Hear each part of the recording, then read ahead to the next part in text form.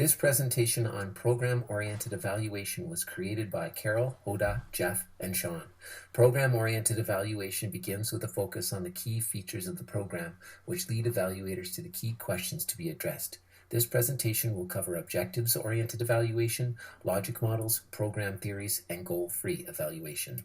Program-oriented evaluation stems from objectives-oriented evaluation.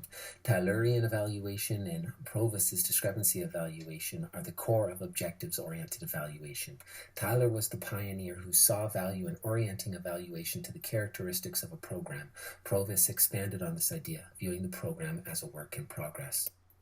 Taylorian evaluation is heralded as a milestone in the growth of evaluation as a science. While most evaluations focused on students and assessments of their achievements, Tyler focused on the goals of the program. He switched the emphasis towards finding out what the program's goals were and evaluating whether these goals were being achieved. Provis introduced the discrepancy evaluation model, in which he describes a program as a work in progress that goes through 4 developmental stages, namely definition, installation, process, and finally product. It is in the final stage where we find out whether a program has achieved its goals. Despite being one of the most commonly used approaches, objectives-oriented evaluation has been criticized as so focused on goals that it may not reflect the worth of a program. Furthermore, such an approach can only be applied to programs that have clear, carefully planned goals that stakeholders are expected to follow during an application. Logic models and program theories have developed out of objectives-oriented evaluation and are designed to fill in the steps between the program and its objectives. They are like a black box or flight recorder. A logic model or program theory gives evaluators a look inside the black box to see what happens in a program after resources are expended and before results are measured. Logic models and program theories are used primarily to describe programs. They clarify program elements and can also be used for program improvement, management, evaluation, communication, advocacy, and fundraising. They make explicit the relationships between resources, activities, and results, and aid in identifying evaluation categories. Understanding a logic model is like following a series of if-then statements. If physical and human resources are input into a program, then outputs or activities result. If outputs result, then outcomes are achieved. Outcomes are changes in the program participants. Let us consider a simple example, a clogged sink. If I have some resources like Drano or a plunger and some time, then I can address the problem. If I have these resources or inputs, then I can perform the activities of pouring the Drano and plunging the sink. If I perform these activities or outputs, then the clog will be removed. The outcome is the proper functioning of the sink. Program theories go beyond logic models by developing a rationale for a program's success. They start with the client and the assumptions the program has about the client. Logic models start a step after that, with program input. If a theory does not articulate the causal links between a program's actions and its goals, it is a logic model.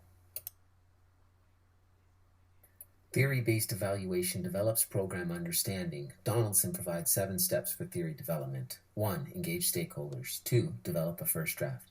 3. Present the draft to stakeholders. 4. Conduct a plausibility check. 5. Communicate findings and revise. 6. Probe errors for model specificity. And 7. Finalize program impact theory.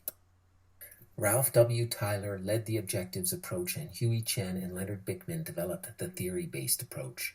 Objectives-oriented evaluation determines not only if program goals are being met, but also the extent to which goals are met. Theory-based evaluation compares how a program should work to how it actually works. A strength of objective-oriented evaluation is that it is easy to comprehend and put into practice. Also, evaluators are accountable for validity. Validity is obtained when the goals and objectives of the program are adhered to. The strength of theory-oriented evaluation is communication with the stakeholders, which gives insight into the program and how to properly evaluate it. A weakness of objective-oriented evaluation is that it does not help to understand the program context. Evaluators are told objectives and have no responsibility to evaluate if the objectives fit the program. A weakness of theory-oriented evaluation is evaluators focus on the function of the program, but not on how it's functioning, which can cause important factors to be missed.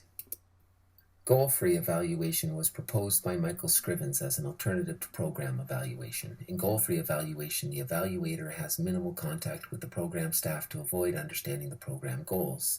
Ultimately, evaluators are not there to evaluate the proposed goals, but instead to evaluate the actual product. Goal-free evaluation views the evaluation of goals as unnecessary and potentially contaminating. Scrivens argues that alleged program goals are often vague and different from the real goals of the program. Many important program outcomes may fall outside the desired program goals, whether the outcomes are intended or not.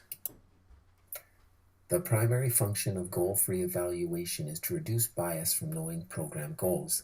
Once evaluators are informed about program goals, they are limited in their perceptions. Thus, knowing these goals can act as blinders, which cause evaluators to miss important outcomes not directly related to the proposed goals of the program. Goal-free evaluation is criticized for using evaluators that only understand part of the data, which increases the chance that important effects are missed. However, a strength of goal-free evaluation is not identifying what others know, but rather what others miss. It is recommended that goal-free evaluations be used to complement goal-directed evaluations. Tyler and Provis advocate for the use of objective evaluation and program-oriented evaluation. Aided by the use of logic models, program theories, and goal-free evaluation, program-oriented evaluation aims to provide detailed information on a program's intended outcomes, actual outcomes, and other unanticipated effects. A recent case study conducted using program-oriented evaluation focused on a writing center. Through an evaluation of the intended program goals and the actual program outcomes, the program was changed to address the challenges students faced when trying to apply what they learned in the writing center to their school work.